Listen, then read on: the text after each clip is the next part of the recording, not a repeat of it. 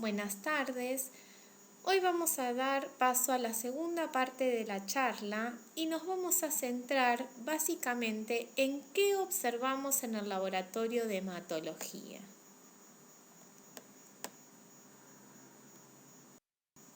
Para esto nos hemos planteado distintos objetivos. Vamos a ver un pantallazo general de morfología, qué es lo que observamos en un frotis de sangre periférica. Vamos a ver un poco de valores de referencia para que tengamos idea cómo poder interpretar un informe cuando recibimos un informe desde el laboratorio central. Vamos a abordar cuáles son los errores más comunes que uno tiene que enfrentar, ya sea porque hay errores que comete el equipo o errores en el informe que uno tiene que priorizar para evitar que lleguen al paciente. Y vamos a ver nociones básicas de control de calidad en hematología. ¿Todo esto es una misión imposible? Bueno, esperemos que no y esperemos que sea bastante divertido para el que nos oye, porque son muchos temas con problemáticas muy diversas. Yo sé que ustedes quisieran estar ahí, al igual que yo, pero bueno, nos convocamos acá en este espacio para hablar acerca de la hematología y cómo la abordamos en un hospital oncológico. Así, les dejo acá una diapositiva para recordar algunos conceptos teóricos que son importantes para la interpretación de las distintas etapas que luego vamos a ver. Recuerden que toda célula hematológica deriva de una stem cell pluripotencial que ahí en médula ósea luego se empieza a diferenciar y a partir de ella tenemos los distintos linajes. Principalmente se van a dividir en dos, la stem cell granulocítica y la stem cell linfoide. La stem cell linfoide, someramente, esto es para que sea un repaso, se va a diferenciar básicamente en tres poblaciones principales, células T, células B y natural killer, y la stem cell granulomonocítica va a dar origen al resto del linaje de las células que tenemos en sangre periférica en circulación, ya sea plaquetas, serie granulocítica, entre las que podemos mencionar neutrófilos, monocitos, basófilos y eosinófilos, y serie roja. También recordemos que cada una de estas series está relacionada con distintas patologías muy diversas, entre las que, por ejemplo, podemos mencionar, siempre y cuando hablemos de cuestiones patológicas de la serie, por ejemplo, de la serie plaquetaria, podemos asociarla a la trombocitemia esencial o también, por ejemplo, la presencia de macroplaquetas en un frotis de sangre periférica. En cuanto a la serie eosinofílica, en cuanto a enfermedades patológicas, podemos mencionar a la leucemia eosinofílica o también podemos mencionar, ya no tan patológico, la presencia de eosinófilos degranulados como puede ser en el asma o un aumento en su número por la presencia de parásitos. Todo esto lo vamos a ver en el frotis de sangre periférica.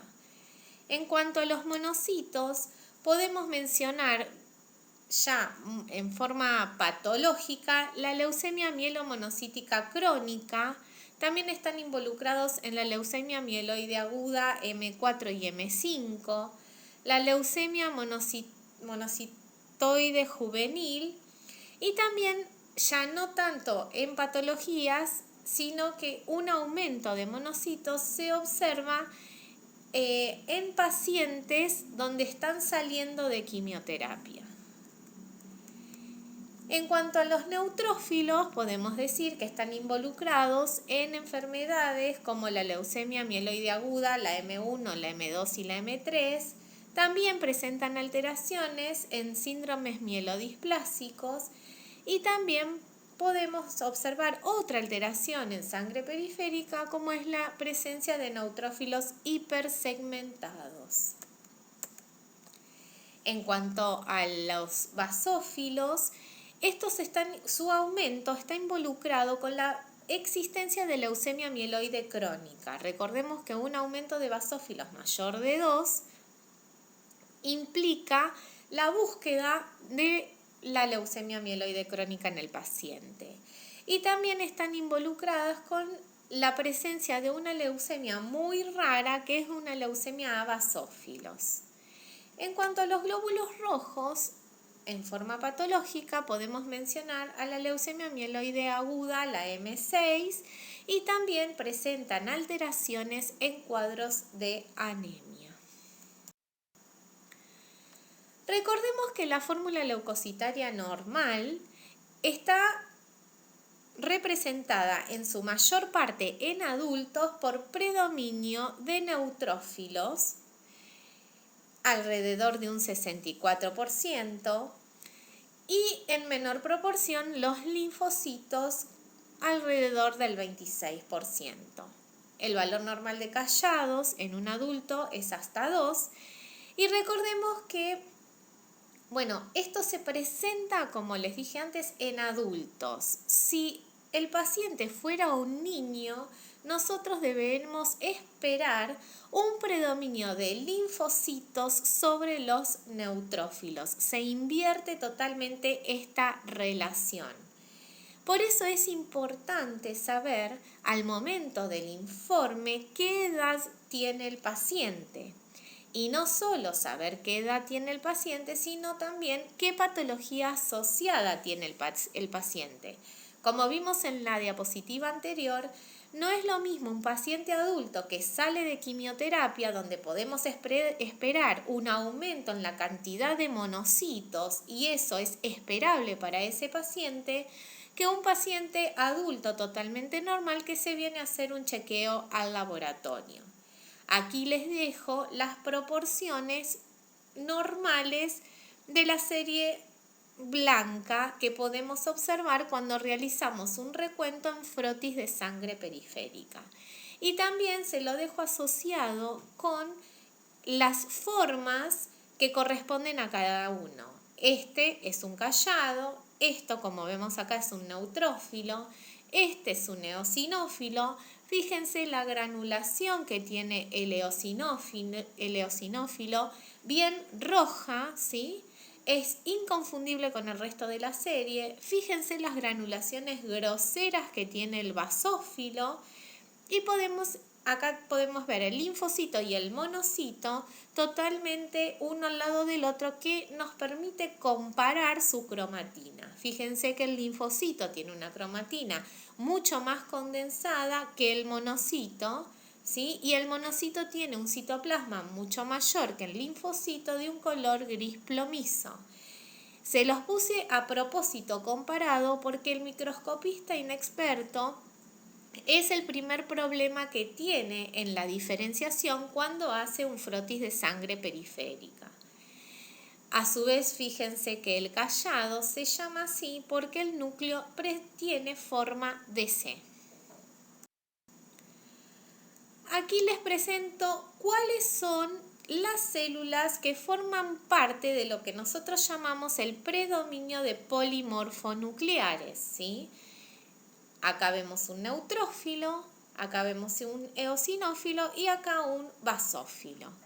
Si recuerdan, en la clase anterior siempre les recalqué que necesitan saber qué equipo posee su laboratorio para saber, primero, qué tecnología usa y segundo, cómo informa el hemograma. Hay equipos en el mercado que permiten la diferenciación de las células mononucleares y polimorfonucleares.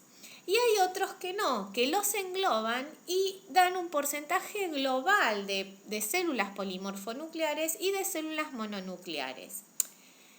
En resumen, si por ejemplo miramos los informes que nosotros tenemos en el laboratorio, el equipo de guardia informa polimorfonucleares y mononucleares por un lado. En cambio, el equipo de la guardia hace la distinción de las 5 series. Eso es importante para saber el predominio particular de cada uno y, como vimos en las filminas anteriores, si están asociados o no en un aumento en número con alguna patología que pueda presentar el paciente. Y no solo el número, sino también la forma, que también puede estar asociada a una patología. Acá vemos cuáles son los mononucleares. Parte de los mononucleares, este es un monocito, particularmente este es un monocito activado, ¿sí? Que lo podemos ver, por ejemplo, asociado a algunas patologías, como dijimos, en nuestro hospital la principal es la salida de quimioterapia. También podemos ver células similares en la mononucleosis infecciosa, que es poco probable que lo veamos en nuestro hospital.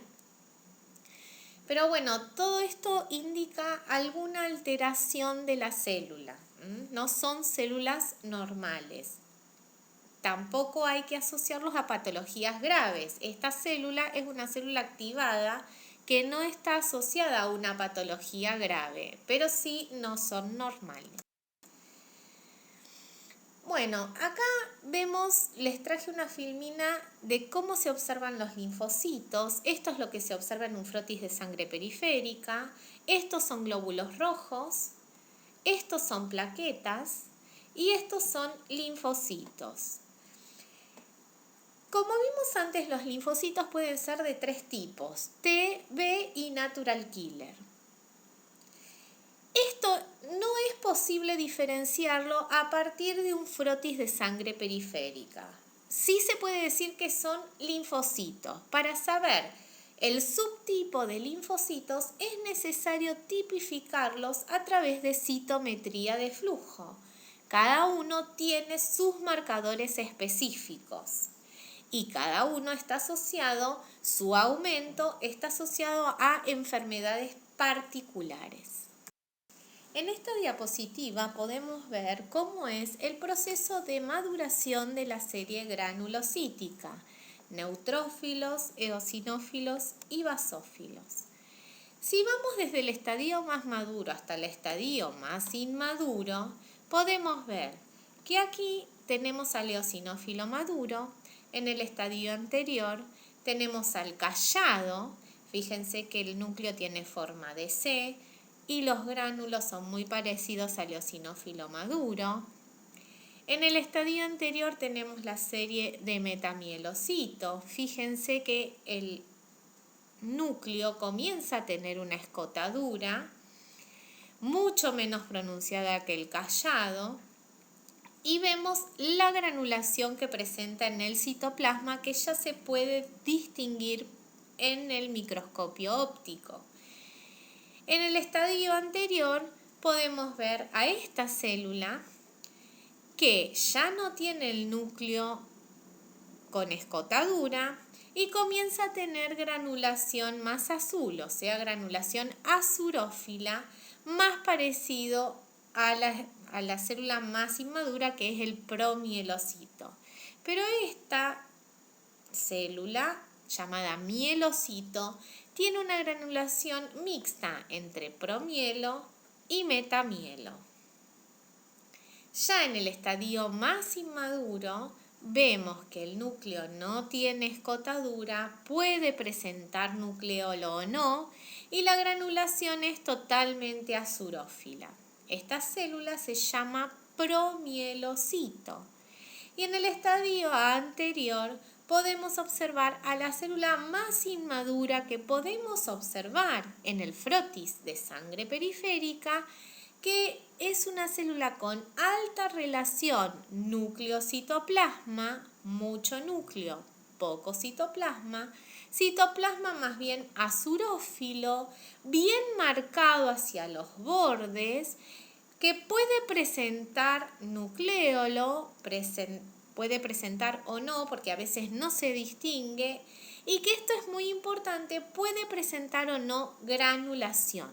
Los blastos, que son las células más inmaduras que el microscopista, el citomorfologista del laboratorio puede observar en el frotis de sangre periférica, pueden ser de dos tipos, granulares y agranulares. Acá, si comenzamos por la serie basófila, fíjense que este es un basófilo maduro con granulación muy grosera que nos impide ver el núcleo de la célula. En el estadio anterior, la granulación no tapa completamente el núcleo, este es un mielocito. Para caer también me falta el estadio intermedio de metamielocito. En el estadio anterior al mielocito, el promielo, y en el estadio anterior, blasto. Acá en este recuadro podemos ver cómo es la progresión de la serie neutrófila. Un polimorfo nuclear, un neutrófilo maduro, en el estadio anterior un callado, en este caso no tiene tanta forma de C, pero este es un callado. Metamielocito con su escotadura. Acá no se observa tanto la granulación, pero esto es una cuestión de la fotografía. En el estadio anterior el mielocito, fíjense que no tiene escotadura y tiene granulación mixta. Y en el estadio anterior promielo y blasto. Acá vemos más de cerca un monocito. Fíjense, para los que no están muy entrenados al hacer microscopía, estos que estoy marcando acá son los glóbulos rojos, estas son plaquetas y esta es una célula sanguínea. De todas las células sanguíneas, este es un monocito. Fíjense que puede presentar o no invaginación nuclear, pero lo importante es que no presenta granulaciones en el citoplasma y que en general se dice que su citoplasma es de un color gris plomizo. Esta célula mononuclear tiene núcleo irregular, pero bajo ningún concepto el monocito tiene lobulación, igual que el linfocito. Ahora también en más detalle vemos al eosinófilo. Fíjense que el eosinófilo sí tiene lobulación, en este caso es un eosinófilo trilobulado, y la granulación es bien roja o anaranjada. Esta serie es inconfundible con el resto por la granulación. Siempre que se vea esta granulación podemos decir que es de estirpe eosinofílica, en el estado de maduración que le corresponda. Acá vemos al basófilo, fíjense que es muy diferente a la granulación que vimos en el eosinófilo. Esta ya es bien azul y grosera y cubre el núcleo, ¿sí? Cubre el núcleo. En el fondo vemos glóbulos rojos. Y tengan en cuenta esto, no solo tengo que ver el número de las células, sino también la calidad. Lo mismo pasa con la serie roja. No solo veo el número de las células, sino la calidad. Por ejemplo, esta célula de la serie roja tiene una forma diferente al resto. Y fíjense que a su vez esta serie roja tiene una coloración distinta al resto. Ya lo vamos a ver mucho más en detalle en las diapositivas siguientes. Acá vemos un neutrófilo. En este caso en particular, es un neutrófilo hipersegmentado. El neutrófilo hipersegmentado se define con que es un neutrófilo mayor a la presencia de 5 lóbulos, no de 3. Antes se decía que el neutrófilo hipersegmentado era mayor de 3 lóbulos, ahora cambió y es a partir de 5.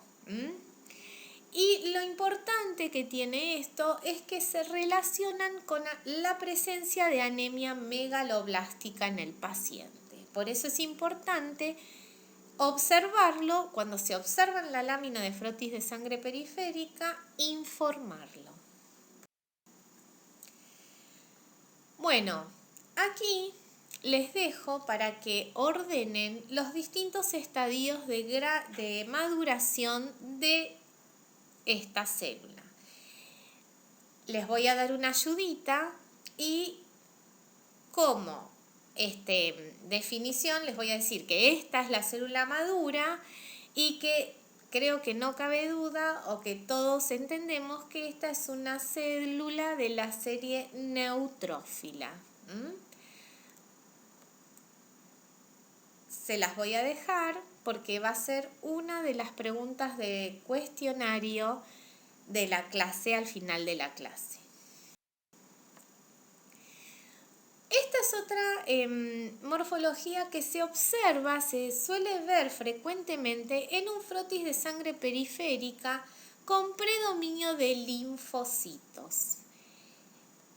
Digo con predominio de linfocitos porque, generalmente se observan cuando se hace el frotis la presencia en este tipo de extendidos de sombras de Gumbrecht. Fíjense que las tenemos acá.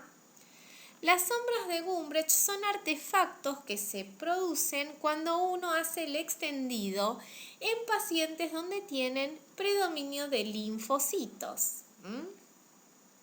Acá los vemos. Fíjense que esta figura se caracteriza por el predominio de linfocitos maduros.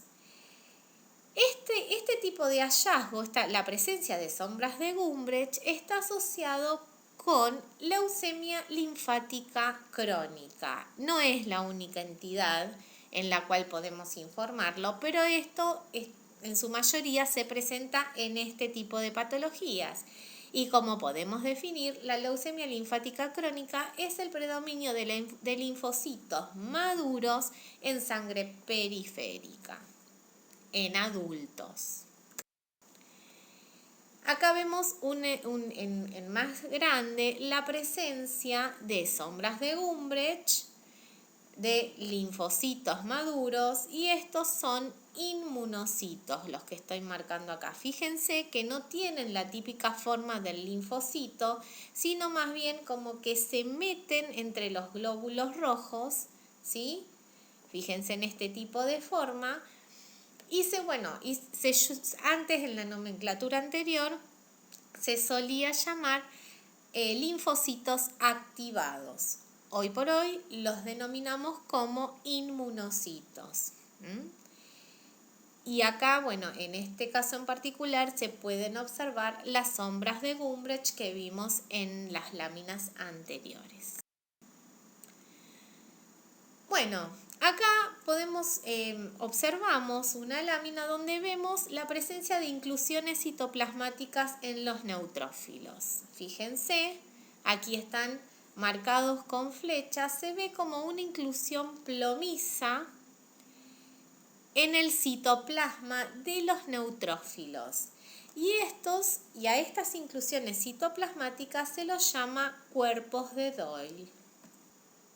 Los cuerpos de Doyle son áreas no muy notables, no granulares, de tinción azul, encontradas en la periferia del citoplasma de neutrófilos y que puede ser asociado a infecciones y otros estados tóxicos.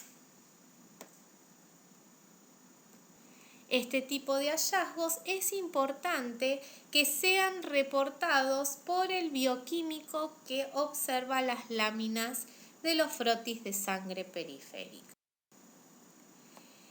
En este otro caso podemos ver otra inclusión o anomalía en el núcleo de los neutrófilos que se llama palillo de tambor.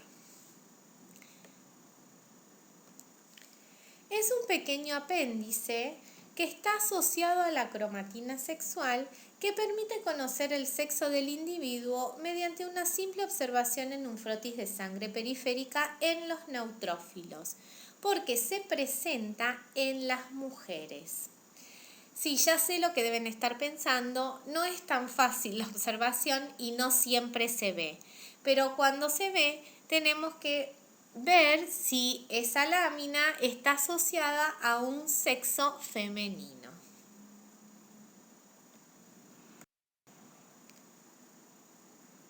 Bueno, en esta lámina podemos ver comparada la presencia de un linfocito, fíjense en el núcleo, ¿sí? Que no es lobulado, bien condensado, con una célula neutrófila, que fíjense que el núcleo es lobulado y el citoplasma presenta una leve granulación.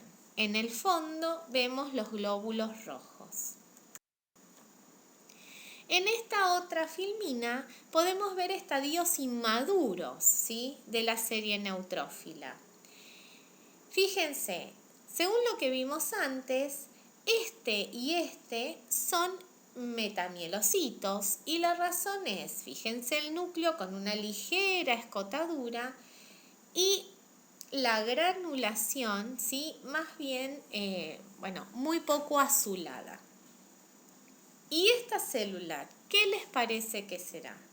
Fíjense, tiene un núcleo más laxo, tiene menos granulación que esta, pero más granulación azul, azurófila. ¿Es el estado de mielocito o de promielocito? Se los dejo para que piensen. Acá tenemos otra célula donde se ve muy bien lo que es un neutrófilo polisegmentado.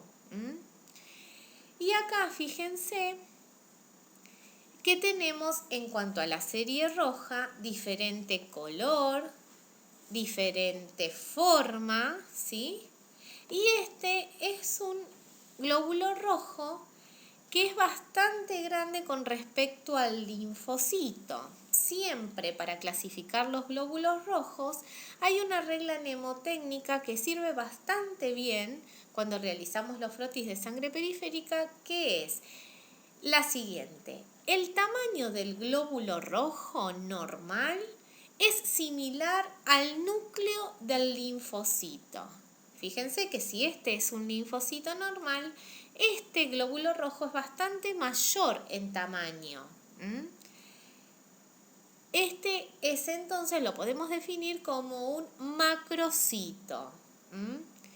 Y en particular este tipo de forma se llama megalocito u ovalocito en la nomenclatura moderna.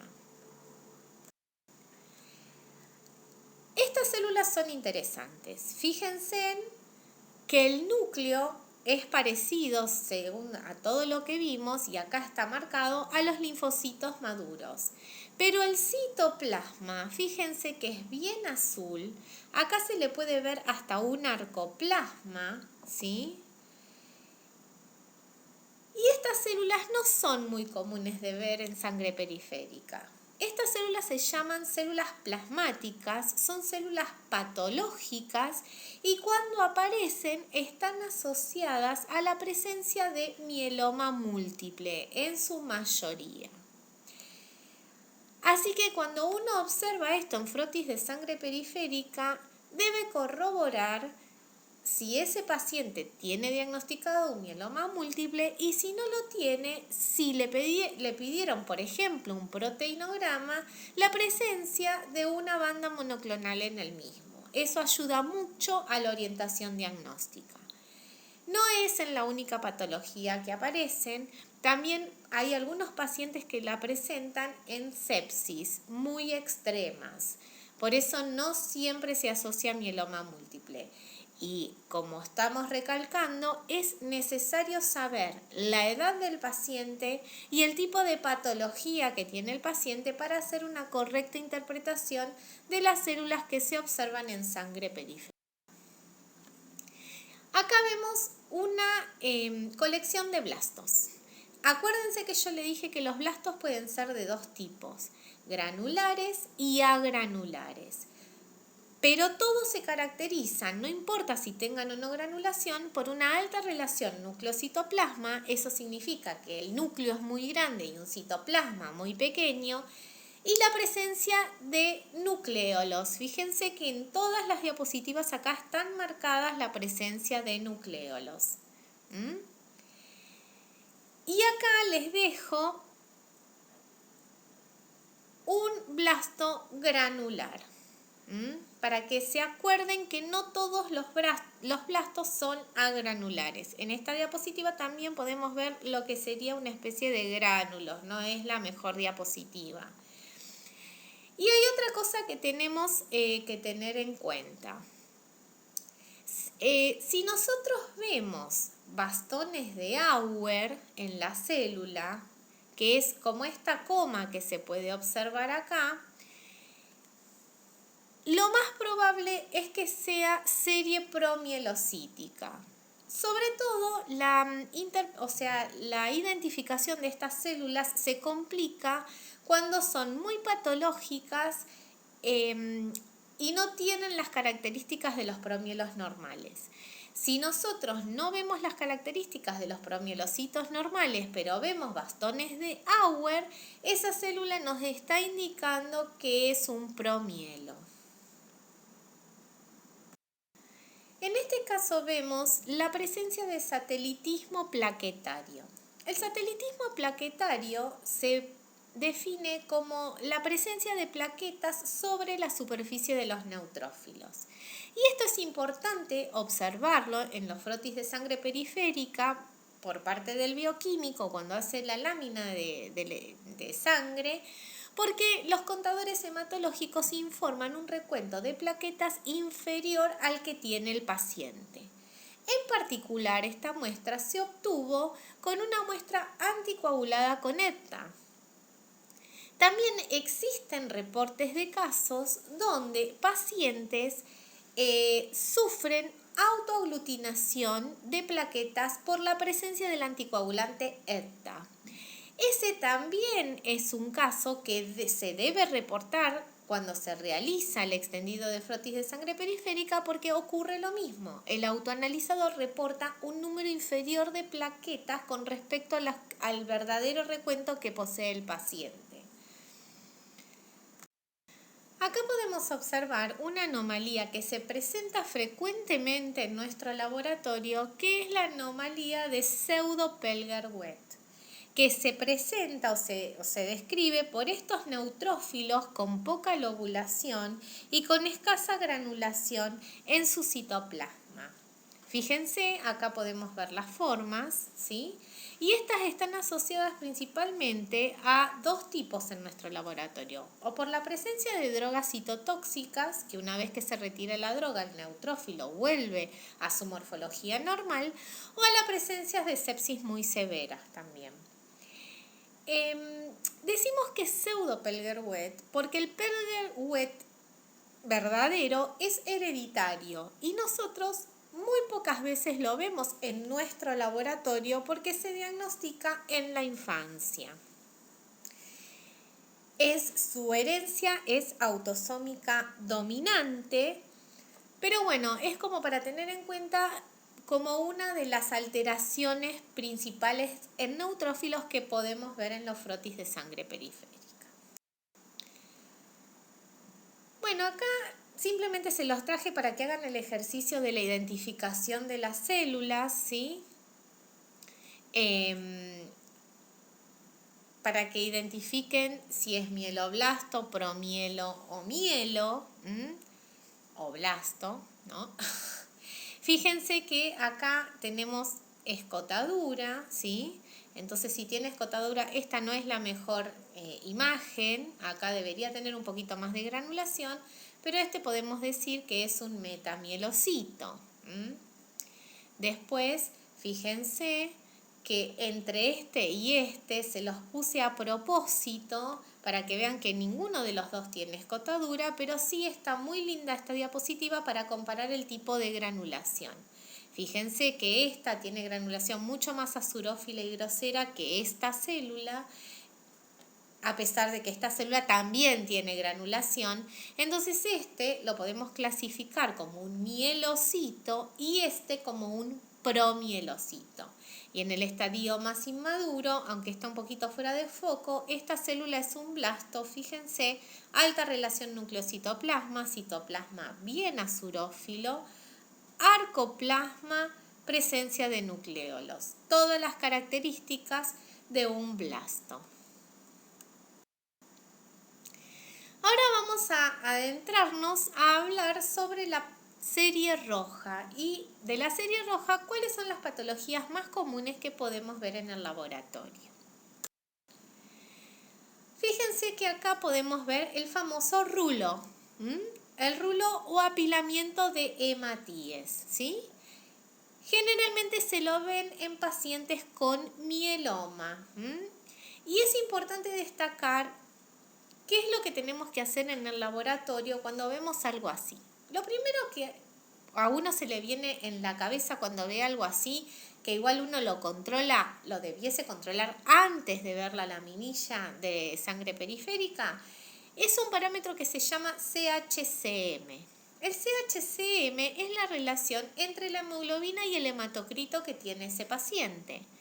En general, estos pacientes tienen un CHCM alto que está mal informado por el equipo de hematología porque comete error.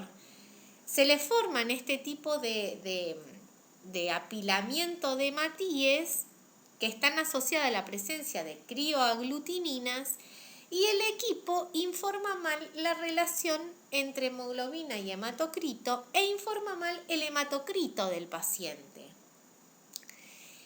En ese caso, lo que uno puede hacer en el laboratorio es incubar la muestra a 37 grados. En general, esos complejos antígeno y anticuerpos son termolábiles. Y al ser termolábiles, cuando uno incuba la muestra a 37 grados por media hora, se revierten. Uno vuelve a pasar la muestra por el contador hematológico y el CHCM revierte y es totalmente normal.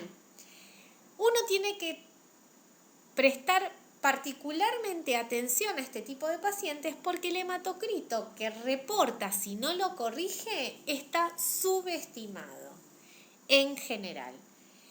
Y son esos hemogramas que se les informa la leyenda de que se ha informado el recuento o el hemograma ha sido incubado a 37 grados. Incluso en algunos lugares al paciente se le avisa que su hemograma ha sido incubado a 37 y que cuando vuelva al laboratorio por favor avise que la última vez se le reportó con el hemograma incubado a 37. En aquellos pacientes donde es muy marcada la presencia de crioaglutininas, lo que se hace es directamente sacar la muestra y hasta que llega al laboratorio permanentemente se lo incuba a 37 grados para evitar la formación de estos complejos antígeno-anticuerpo. Acá vemos una alteración de la serie roja que también es muy común, que se llaman esquistocitos. Estos que ven acá son esquistocitos. Los esquistocitos se definen como porciones de glóbulos rojos y estos también están asociados a patología. Sobre todo los esquistocitos son reportados en láminas pediátricas. Muy frecuentemente los pediatras nos piden al laboratorio de hematología que reportemos en los niños la presencia de esquistocitos porque está asociado al síndrome urémico hemolítico. Y son los primeros que aparecen cuando los niños están haciendo un cuadro de este tipo. Pero en grandes, en adultos, esto se asocia con la presencia de válvulas cardíacas y la posibilidad de que estén haciendo algún tipo de hemólisis intravascular.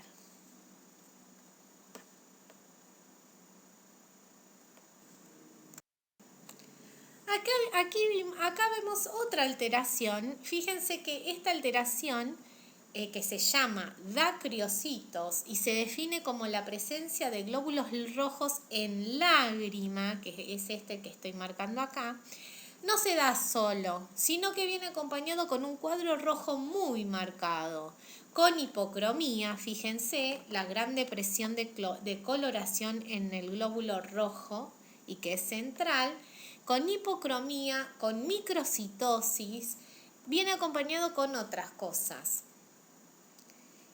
Y es importante reportar este tipo de formas en el frotis de sangre periférica. Este tipo de forma se presenta en una patología llamada mielofibrosis primaria y también se asocia con aplasia medular. Es importante, como les dije entonces, reportarlo porque le da una idea al médico de cómo está la médula ósea de ese paciente.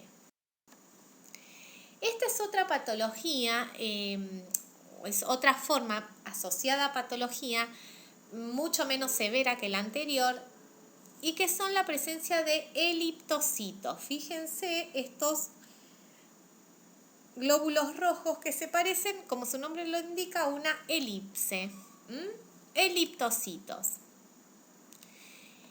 Estos eliptocitos en general se asocian a cuadros anémicos y es importante reportarlo porque también orienta al médico a qué tipo de patología tiene que investigar.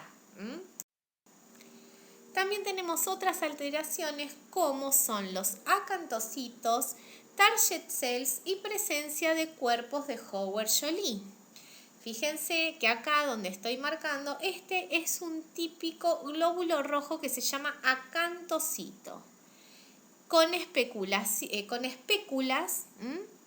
Y siempre, o en general, la presencia de acantocitos viene acompañado de inclusiones intraeritrocitarias como es la presencia de cuerpos de Howard-Joly. Fíjense que es un punto azul, se ve como un punto azul en el interior del citoplasma de los glóbulos rojos. Y también vemos acá presencia de target cells o células en sombrero mexicano.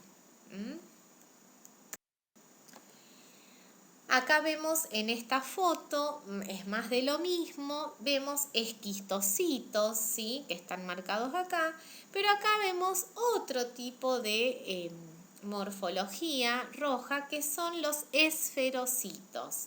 Fíjense que los esferocitos no tienen la depresión central característica que tienen los glóbulos rojos, sino que son glóbulos rojos más bien pequeños y, como lo que decimos en la jerga, todos llenitos de color. Eso es importante también porque está asociado a ciertas patologías que, como decimos, orientamos al médico al informarlo acerca de lo que tiene que investigar en el paciente. Existe una patología que se llama esferocitosis hereditaria, que cursa con anemia, que se detecta en la infancia, pero también está asociado con otros tipos de anemias, no solo con esferocitosis hereditaria, pero es importante porque así orientamos al médico, ¿sí? Ahora vamos a hablar de alteraciones plaquetarias. En este caso, hacer la disquisición porque simplemente por una cuestión de tamaño. Arriba de unos determinados micrones, que no es el objetivo de la charla, se denominan megaplaquetas. Pero sí es interesante nombrar que algunas megaplaquetas tienen el tamaño de un linfocito, por ejemplo. En síndromes mielodisplásicos se pueden observar y la verdad que, no es muy pintoresco para el paciente, pero para el que observa el frotis de sangre periférica es muy llamativa y son muy lindas ver esas plaquetas, esas megaplaquetas. Bueno, otro de los errores que nosotros podemos tener reportados por los equipos en este caso y que lo vimos en la primer clase es la de alarmas, la de alarmas de platelet clamps, ¿sí?, de agrumos de plaquetas. El equipo tira una alarma que se llama platelet clamps porque los equipos las informan en inglés. Y en el frotis de sangre periférica, que es lo que no vimos en la clase anterior, se puede observar esto, grumos plaquetarios. Esto es importante observarlo porque, como dijimos y recalcamos ya varias veces, el equipo se equivoca en el recuento de plaquetas e informa un recuento de plaquetas menor al que tiene el paciente. Y esto es importante porque en general la causa de estos grumos de plaquetas son las extracciones dificultosas. Y esta es una de las alarmas más frecuentes que nosotros tenemos en el laboratorio por una sencilla razón. Las extracciones son dificultosas en nuestro laboratorio porque los pacientes vienen de ciclos de quimioterapia, vienen con venas muy maltrechas y entonces no es poco común que las extracciones sean difíciles, hasta incluso a veces tengamos que pinchar 2 veces al paciente por la cantidad de cosas que el médico le pide en una sola orden. Entonces es frecuente que nos pase esto. Se soluciona simplemente mirando el frotis de sangre periférica y viendo si existe la presencia de estos acúmulos plaquetarios. También tenemos que recordar que la presencia de acúmulos plaquetarios, una de las causas más comunes es la existencia de una extracción dificultosa, pero no es la única. Hay pacientes que tienen lo que se llama autoaglutinación por ETA y que dan los mismos acúmulos plaquetarios, pero no ya por una mala extracción o por una extracción dificultosa, sino porque es una cuestión inmunológica con respecto al anticoagulante que se está usando en los tubos para el recuento de células de hematología.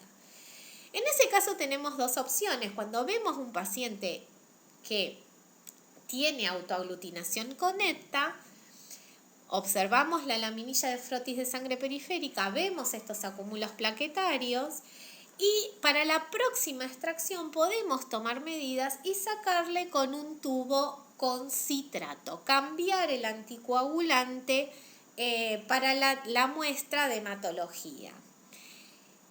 Bueno, esta es una de las opciones, pero la otra dificultad que tiene es que las diluciones de los distintos tubos que se utilizan con ETA y con citrato no es la misma, por lo tanto el recuento de plaquetas le va a variar y desde el punto de vista del laboratorio hay que hacer una corrección por un factor cuando se usa un tubo de citrato.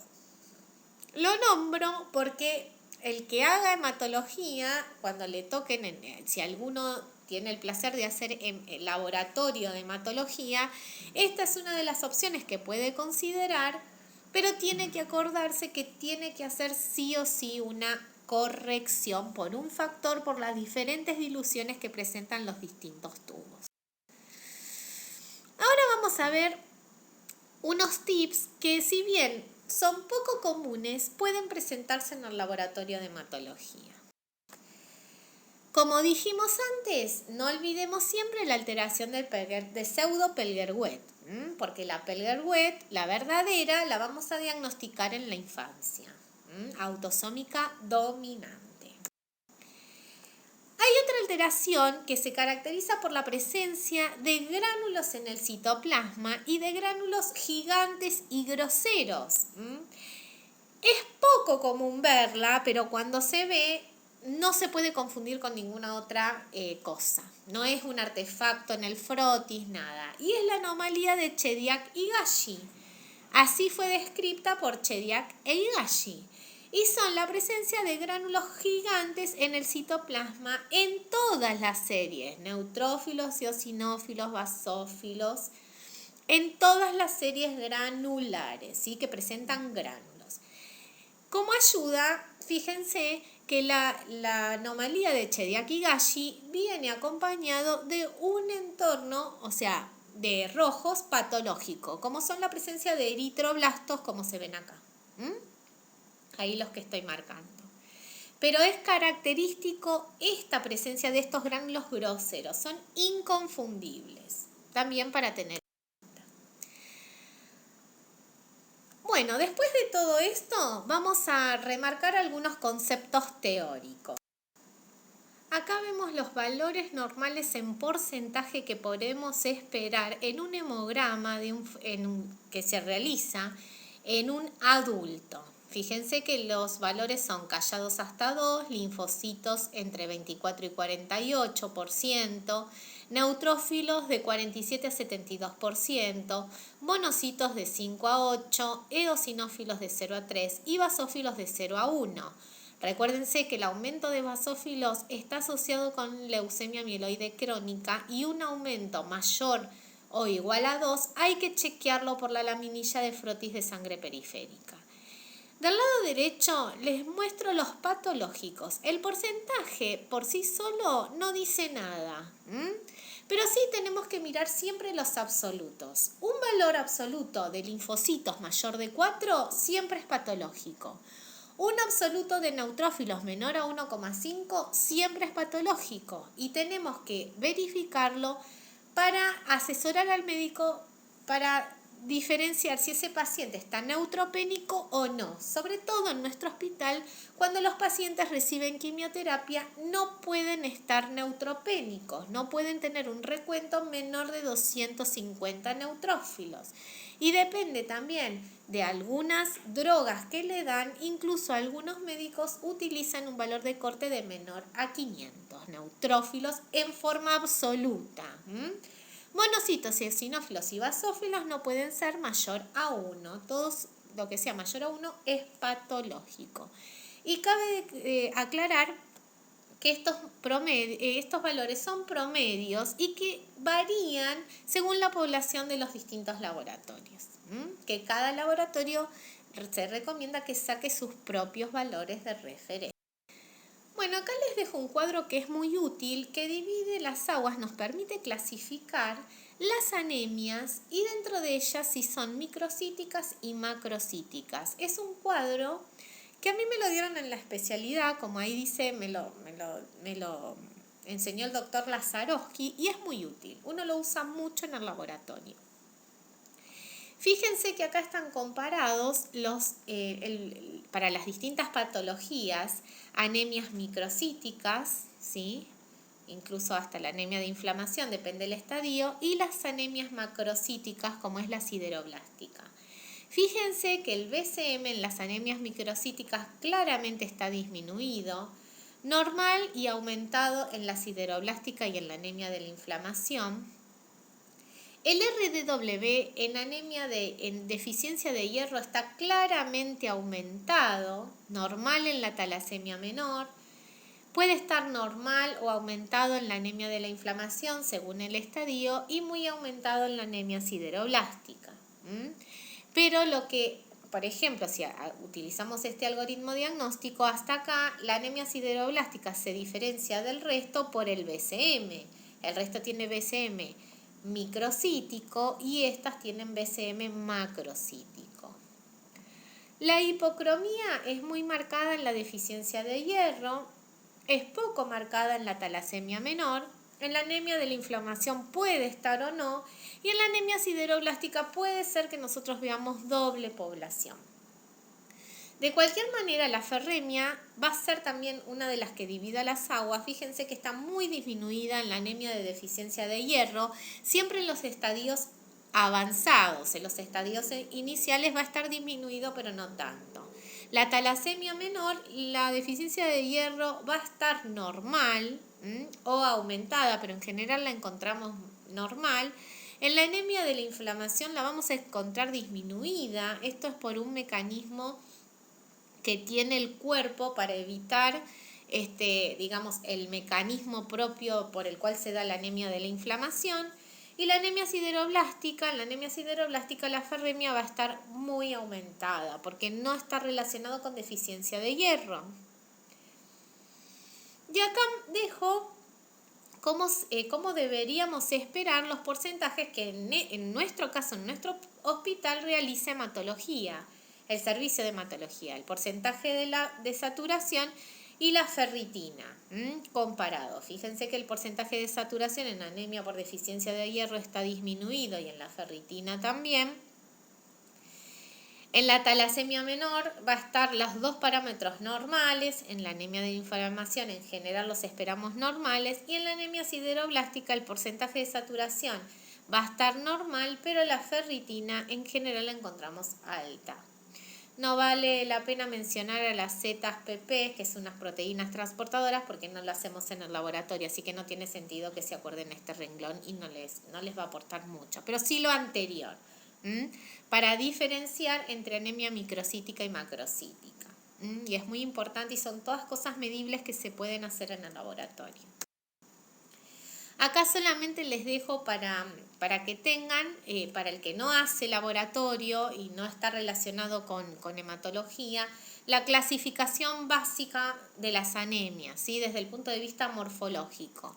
Las microcíticas, las macrocíticas y las normocíticas, y cuáles son las patologías asociadas a la misma, ¿sí? Que no es el objetivo de esta clase hablar de anemia, sino simplemente las alteraciones que se pueden ver en el frotis de sangre peritoneal. Entonces se nos plantea algo muy importante. Con todo este tipo de alteraciones que nosotros mencionamos, que son las más comunes, hay otras, ¿no? Pero, ¿qué es lo que realmente tenemos que mirar y qué no mirar en el laboratorio? O sea, tenemos que definir una política clara. ¿Vamos a hacer todos los extendidos? ¿Vamos a mirar y hacerle la fórmula leucocitaria a todos los extendidos? ¿Se justifica hacer el recuento de todos los pacientes de plaquetas, de blancos y observar la morfología roja? Bueno, eso es algo que tenemos que determinar y consensuar en el laboratorio. Pero sí hay algo que es muy cierto. Hay determinados valores de corte que no podemos dejar de saber y que no podemos dejar de tener todo el tiempo en la mente. Por ejemplo, para las plaquetas por debajo de 100.000, ver si existe agregación plaquetaria. A ver si ese recuento es fehacientemente bajo o si no es un artefacto del extendido, de la extracción, del anticoagulante que se usa.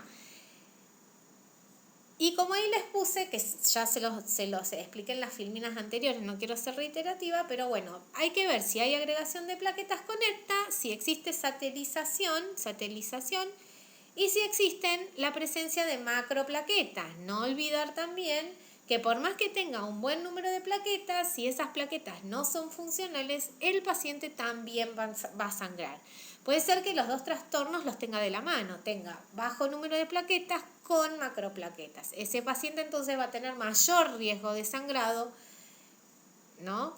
Y entonces hay que poner principal atención a ese recuento de plaquetas para que sea lo más coherente con la realidad del paciente, ¿sí? Con la patología que presenta. Y no olvidarnos que 30.000 plaquetas es el límite de transfusión de plaquetas. Todo recuento por debajo de 30.000, los médicos van a pedir una transfusión.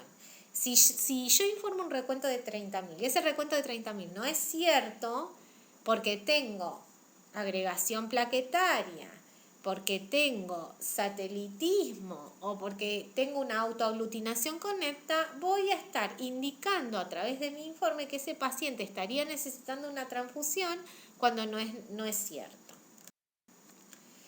También tenemos que considerar ciertas alarmas que nos dan los equipos, como son la alarma de eritroblastos, de blastos, de los inmaduros y de la población dismórfica o patrón anormal, tanto en blancos, rojos y plaquetas. Todas estas los vimos entre la clase anterior y esta, pero es importante ver que si el equipo nos da estas alarmas y corroborarlas en el frotis, ¿sí? No puede salir ningún informe si yo no corroboro si estas alarmas que emite el equipo son verdaderas o no.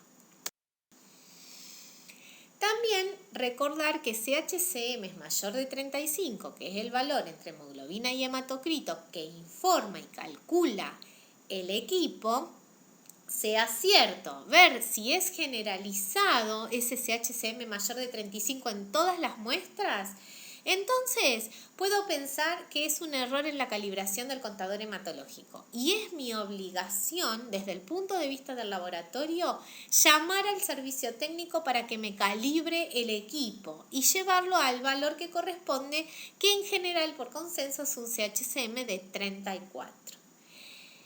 También tenemos que ver si tenemos un CHCM mayor de 35, es algo que no dije cuando vimos los esferocitos en las láminas, que no sea un CHCM mayor de 35 verdadero por la presencia de esferocitos o drepanocitos o pacientes con insuficiencia renal, que en general se da la presencia de esferocitos y drepanocitos. Y que como dijimos, hicimos particular hincapié que no sea un CHCM mayor de 35 falso por la presencia de crioaglutininas. Si se debe por la presencia de crioaglutininas, acordarse que se puede hacer la corrección incubando ese hemograma a 37 grados centígrados y volverlo a pasar y se vuelve a pasar por el equipo. Si no corrige, porque a lo mejor las crioaglutininas de ese paciente son de rango térmico, se llama lo que es rango térmico amplio, o sea, significa que no se va a deshacer el complejo antígeno-anticuerpo cuando yo lo caliente a 37 grados porque sigue teniendo avidez. Si eso no pasa, que son la verdad muy pocos casos, pero hay algunos casos que pasan, hay otra alternativa que es reemplazar el plasma. Puede ser que lo reemplace por solución fisiológica o por el diluyente del equipo. Son cualquiera de las opciones. En nuestro caso se llama Cellpack. En otros equipos se llama de otra manera, no importa, pero se puede utilizar o fisiológica o dilución o el diluyente del equipo. Pero en ambos casos, cuando se opta por esta alternativa, hay que tener en cuenta dos cosas. Primero, hay que reemplazar el mismo volumen de plasma que saco de esa muestra de hemograma. Y segundo, cuando hago el reemplazo, en general, puede ser que yo cometa error y esté eliminando las plaquetas del paciente. Por eso es importante, aún así, aunque me dé mal el hemograma, hacer una primer pasada del hemograma, hacer el reemplazo y volverlo a pasar. Esa es otra de las alternativas con pacientes cuando tienen crioaglutininas de rango térmico amplio. Bueno, también acordarnos que BCMs menores de 80, ¿sí? Son BCMs que están anormalmente disminuidos, con RDW normal, sugiere también error en la calibración del equipo. Pero también hay una patología asociada con CHCMs menores de 80 y RDW normal, que son los pacientes con talasemia. Ambos se puede observar, esto se puede corroborar por una laminilla de frotis de sangre periférica, porque los talasémicos también tienen otras características, no solo el BCM bajo, sino que también una serie roja bastante patológica con presencia de células en diana, incluso también si es muy marcado el rasgo talasémico con la presencia de punteado basófilo, tienen otras características en la serie roja que me están indicando que no es por un error del equipo, que no es un error de calibración. Siempre acuérdense, cuando hablamos de error de calibración del equipo, estamos pensando que me afecta todas las muestras por igual, porque yo tenga una sola muestra que no tenga valores normales, no significa que ese equipo esté andando mal. Bueno, hay otra cosa que hay que tener muy en cuenta, y lo puse porque no es menor, es frecuente en los laboratorios de hematología cuando la sangre de los pacientes está envejecida. Cuando la sangre de los pacientes está envejecida, depende del equipo que tenemos. En general, el equipo que tenemos en el laboratorio, que es un Cell-Dean, la línea de los Cell-Dean de Abbott, no son tan afectados por sangre envejecida, pero si tenemos la posibilidad de trabajar en otro laboratorio con otra línea de equipos, hay que saber que, por ejemplo, hay unos en particular, que es la línea Sysmex de Roche, que son muy sensibles al envejecimiento de las muestras y dan valores falsamente elevados de BCM. No ocurre lo mismo con la línea también Beckman-Coulter. Por ejemplo, la línea de los LH, bueno, en este caso nombré el 750, pero la línea de los LH o incluso la de los XH, que es la línea nueva, no son tan afectados por sangre envejecida. Pero en cuanto a los valores de BCM que estamos hablando, sí van a dar alarmas de distinto tipo. En general dan alarmas de inmaduros, de glóbulos blancos inmaduros, que son falsas, pero no afectan a los valores del hemograma. Eso es en mi experiencia y en lo que pudimos chequear. Eso también hay que tener en cuenta, sobre todo en verano. No pasa tanto en invierno, sino tanto en verano también, Cuando hace mucho calor, hemos tenido días en el laboratorio donde hacía mucho calor, no funcionaban los aires, hasta incluso nos han cortado la luz y por distintas causas no se procesa la muestra inmediatamente que se le saca al paciente. Entonces hay que recordar que si es verano es mejor conservarlas en heladera hasta aproximadamente, no van a sufrir alteración, 8 horas después de extraída la muestra. Ya después de 8 horas empiezan a darme los equipos, cualquier equipo de cualquier marca, todas estas alarmas espurias. Y hay que tener en cuenta que de todos ellos los derroches son los más sensibles a estas variaciones de temperatura, o sea, a muestras envejecidas, y los de Celdin y los de Beckman-Coulter son mucho menos sensibles, pero no significa que no nos den alarmas espurias de otro tipo como son las de glóbulos blancos inmaduros.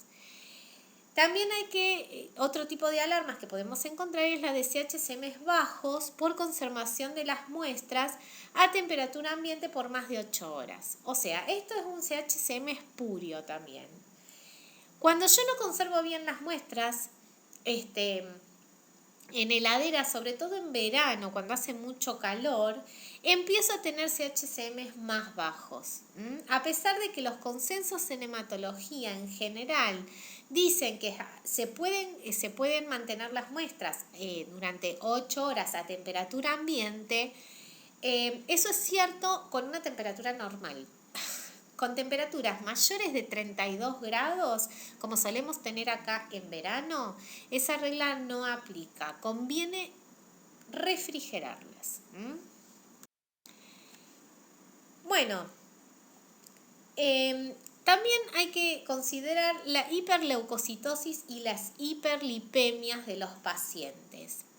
Esto lo puse porque en nuestro laboratorio la verdad que son comunes. Antes se veía mucho más, ahora las hiperlipemias, en el caso de las hiperlipemias se ven cada vez menos, pero de vez en cuando aparecen pacientes con hiperlipemias. Y las hiperleucocitosis no son poco frecuentes, son muy frecuentes en nuestro laboratorio, sobre todo cuando los pacientes están estimulados con filgastrin, que es una droga que estimula la médula ósea para sacar células, para el que no está familiarizado, las células de médula ósea a sangre periférica. La realidad es que, no hay grandes interferencias por estas causas, pero cuando la interferencia aparece es muy difícil de eliminar. En el caso de las hiperlipemias, la primera opción es incubarlas, ya lo hablamos, a 37 grados durante 40 minutos, 20 minutos en algunos casos es suficiente. Si no, lo que podemos hacer es reemplazar el plasma con fisiológica o con diluyente del equipo y volver a pasar por el contador. Hay que tener presente este tipo de interferencias. Los criterios de revisión de frotis en general por consenso son blancos menores a 2000 o mayor a 50.000. La presencia de alarma cuando el contador dice que existe células inmaduras, glóbulos rojos inmaduros, o sea, eritroblastos, y también en blancos y en serie roja. Basófilo superior a 2%, plaquetas menor de 50.000 o mayor de 800.000, monocitos mayores de 20, con unos monocitos mayores de 15 también se puede asociar a salida de quimioterapia. Eosinófilos mayores de 15, muy asociados a parasitosis, en poca menor frecuencia a leucemias eosinofílicas. CHCM mayor de 35, incubar a 37 grados. Aparte de los criterios de revisión de frotis, tenemos criterios de repetición de muestras. ¿Por qué tenemos estos criterios? Porque generalmente fuera de esos rangos, o sea, ahora los vamos a ver, cuáles son los rangos, el equipo se equivoca bastante. Entonces necesitamos repetir la muestra para saber que el recuento es fiable. Y además, o por ahí, no es que el equipo no es tan fiable en esos recuentos, sino que son sumamente patológicos como para asegurarnos que el valor que sale del laboratorio es el correcto y no hay error de ningún tipo, desde el error de identificación hasta el error de pasaje por el equipo y que dé algún alarme que nosotros no lo hayamos visto. Y esos criterios de repetición de muestras también por consenso en general son blancos menores de 2.000 o mayores a 30.000, hemoglobina menor de 7 o mayor de 18, plaquetas menor de 30.000 o mayor de 800.000, porque es el límite de decisión médica para transfusiones, menor de 30.000 y mayor de 800.000 para hacer la plasmaféresis. El CHCM mayor a 35.5, que se incuba a 37, puedo reemplazar el plasma. Si eso no funciona, puedo pedir que le saquen para la muestra de hemograma en un tubo de citrato de sodio. Plaquetas menores a 200.000 con alarma, puede ser un criterio de repetición. También, en algunos casos, cuando es menor las plaquetas, en realidad a 150.000, hay algunos autores que dicen que se pueden vortexear las muestras y volver a pasar. La realidad es que mucho no corrige vortexeando las plaquetas por si hay algún tipo de grumo. Lo ideal, pero el laboratorio es el que tiene que definir su criterio, es la observación de la lámina. Basófilos mayor a 2 es un criterio de repetición, o también, en este caso, si no queremos repetir la muestra, podemos optar por revisar la lámina. Y el hematocrito menor de 20 o mayor de 54 también es un criterio de repetición de muestras en general. Bueno, espero que no se hayan dormido. La clase esta era bastante larga, pero a mi modo particular de ver, muy útil porque son con las cosas concretas que se van a encontrar en el laboratorio. Y ahora vamos a ver una serie de casos clínicos para integrar todo lo que vimos anteriormente, sencillos, más comunes. Fíjense, este es de un paciente con crioaglutininas. Esto de decir que incubamos la muestra a 37 grados, fíjense que esto es una muestra pre-incubación, los resultados antes, así como vino el paciente, no sabíamos nada del paciente y pasamos el hemograma. Fíjense que acá me da un CHCM de 46.7, es muy alto, el valor normal es 34 para este parámetro. Y fíjense que acá hay una regla mnemotécnica muy fácil que se puede usar en el laboratorio, que es que si el paciente es totalmente normal, aclaro, normal, no califica para pacientes anémicos. Si el paciente es totalmente normal, en general la hemoglobina se multiplica por 3 y ese es el valor que me da el hematocrito, que debería tener ese paciente para el hematocrito. Entonces, para este paciente, si yo multiplico 13, que es el valor de la hemoglobina, por 3, me tendría que dar 39% de hematocrito. Sin embargo, me está dando 27. Fíjense que la relación no se mantiene, que es lo que me están poniendo de manifiesto el valor de CHCM de este paciente. Ahora bien, lo incubamos al tubito de este paciente, de hemograma. Y fíjense, la hemoglobina fue la única que se mantuvo, que eso es cierto para todos los pacientes que tienen crioaglutininas. Y yo pasé a tener de un hematocrito de 27, lo que tendría que tener es 39 y tengo un hematocrito de 40 post-incubación, o sea, totalmente coherente, ¿sí? Obviamente el que se informó fue este segundo post-incubación y se le aclaró al paciente que por favor si volvía al laboratorio nos avisara para que su hemograma fuera incubado a 37 o fuera procesado lo más rápidamente posible. Abajo tienen de dónde obtuve los pacientes, ¿no? De dónde me cayeron los y qué equipo. Fíjense en acá una muestra donde hablamos este tipo de interferencias, que es el envejecimiento de las muestras. Fíjense cómo nos dimos cuenta acá, para este paciente, fíjense los resultados, es el mismo paciente, el mismo uno y otro, procesado por el mismo contador hematológico. Si acá lo ven, es un XC2100 de Roche. Y fíjense que acá el paciente le dio un BCM de 102 con un CHCM de 28.9 y a este paciente le volvimos a pedir nueva muestra. Y fíjense, el mismo paciente dio un BCM de 96 con un CHCM de 30.8.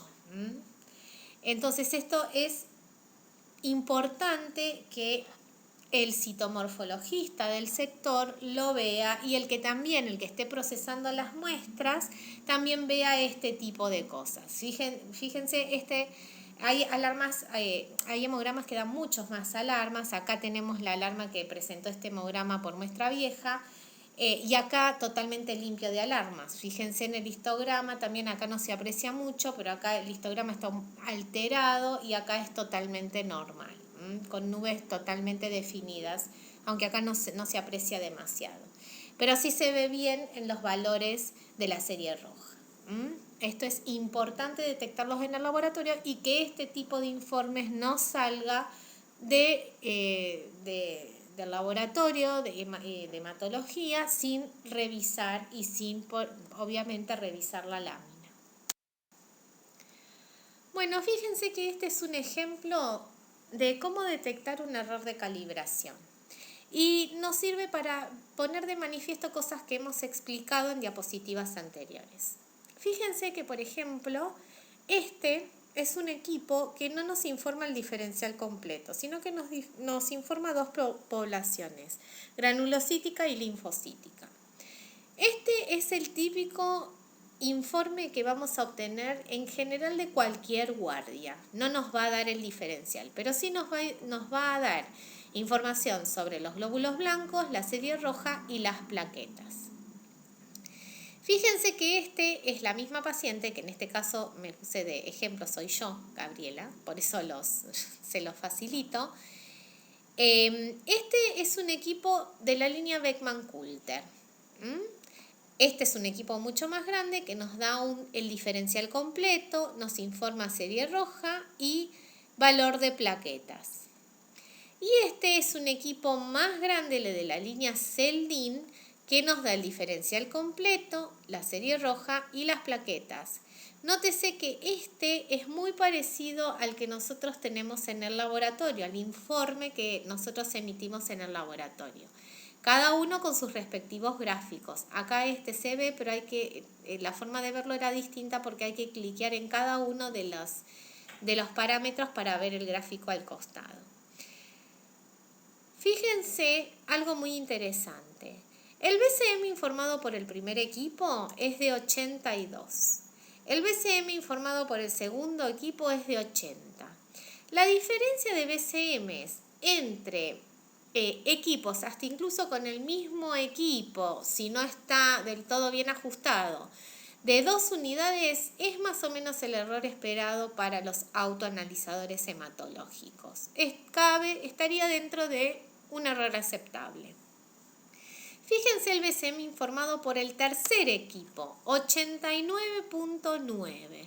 O sea, tenemos 9 puntos de diferencia entre los, prácticamente, si obviamos la diferencia de 2 puntos entre los dos primeros contra el tercero, lo cual nos indicaría que el tercero es el que tiene un problema de calibración, que lo pongo de manifiesto en el CHCM de los equipos.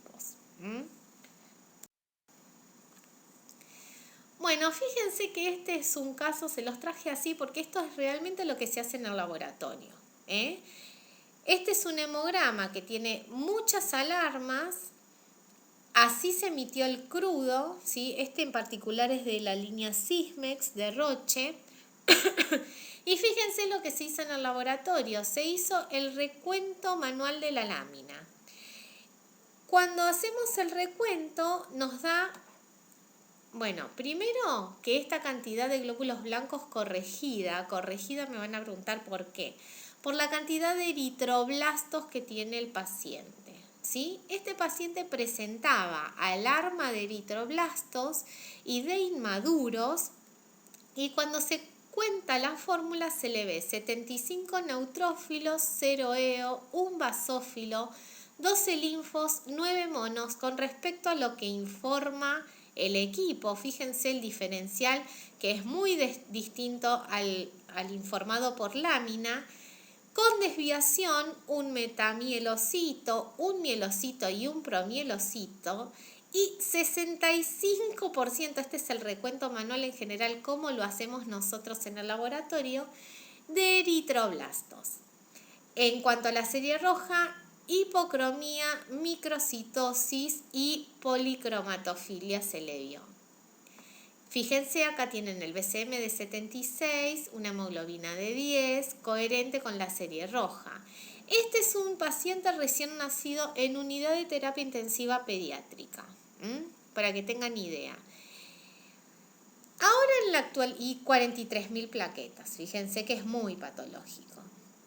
Las plaquetas se verificaron y eran así. Se les informó esa cantidad de plaquetas. Era un pacientito que estaba sangrando por el cordón.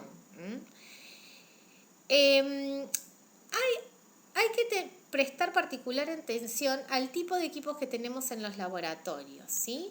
Los equipos más viejos detectan la presencia de eritroblastos, pero no lo descuentan de los blancos. Los equipos tienen problemas para diferenciar este tipo de glóbulos rojos nucleares de los glóbulos blancos, propiamente dichos. Y los confunden, los cuentan juntos. Para salvar ese error, uno anteriormente en los equipos contaba los eritroblastos. Si era mayor al 5%, se hacía la corrección de los glóbulos rojos y se le descontaba la cantidad de eritroblastos a estos glóbulos blancos. En la actualidad los equipos ya vienen con algoritmos donde nos descuentan automáticamente la cantidad de eritroblastos que podría tener ese paciente y nos informan el recuento de glóbulos blancos corregido. Pero siempre hay que chequear que ese descuento esté bien hecho, porque a veces lo que tienen el error donde cometen los equipos automatizados es en el conteo del número de eritroblastos. Entonces eso hay que tener particular cuidado cuando se informa, de hacer la corrección o en todo caso, si no se hace la corrección, que la corrección sea correcta. Bueno, fíjense, este es otro paciente de un caso real que se presenta con 27 de hematocrito, 90 de BCM, un CHCM normal, 32.000 plaquetas y 55.000 blancos. Le informa la serie roja. Estas son todas las alarmas que informa el equipo. Fíjense, neutrofilia, linfocitosis, monocitosis, trombocitopenia, plaquetas bajas, sospechas de blastos de neutrófilos, sospecha de inmaduros. Bueno, cuando le tecleamos la fórmula, nos da un 70% de blastos. El antecedente era de 66. Entonces, este es un error muy común, no de los contadores ya, sino de los sistemas de laboratorio, cuando uno tiene todo integrado, que no informa la fórmula, no suma la fórmula con los inmaduros incluidos. Entonces hay algunos sistemas que todos los elementos inmaduros, o como en este caso los blastos, quedan como aparte en la fórmula, pero lo que hay que remarcar es que no deben quedar afuera. La suma, ¿sí?, de todos los elementos maduros más los elementos inmaduros son las que tienen que dar 100%. ¿Está bien? 70 más 30 me dan 100%. Y un concepto importante que hay que tener en cuenta es que no se deben incluir los eritroblastos, para el que no hace hematología, en la fórmula leucocitaria. ¿Por qué razón? Porque no son glóbulos blancos, sino que son glóbulos rojos. Se informan fuera del porcentaje de 100. Es una consideración a tener en cuenta, porque he visto algunos informes donde incluían los eritroblastos dentro de la serie blanca. Ese es un error. Los rojos se informan por un lado con sus anomalías y si existen eritroblastos, y los blancos se informan por el otro, donde la suma de los inmaduros más los maduros debe dar 100% y se debe informar anomalías morfológicas si las hubiera en ese caso. Bueno, y por último, agradecerles por su atención, espero que les haya servido, espero que les sea útil la clase y todas estas personas son las que conforman el cuerpo del laboratorio central del Hospital María Curie. Faltan, no están todos en esta foto, pero bueno, la doctora Adriana Alter, la jefa de laboratorio, la doctora Chávez, bacteriología, Verónica, extracciones, María Elena, química con Moretti y con Mónica, Graciela con Mara, hematología también, quien les habla, yo, y los chicos de recepción, Romina y Hernán, que siempre los reciben con tan buena onda en Ventanilla en el laboratorio. Desde ya, muchísimas gracias y espero que no se hayan aburrido demasiado y que les sea útil, que para esto hacemos los cursos y las clases, que sean herramientas prácticas que puedan aplicar. Falta gente en el laboratorio, pero bueno, al resto también los conocen, no cabían todos en la foto. Un beso grande y espero les haya servido.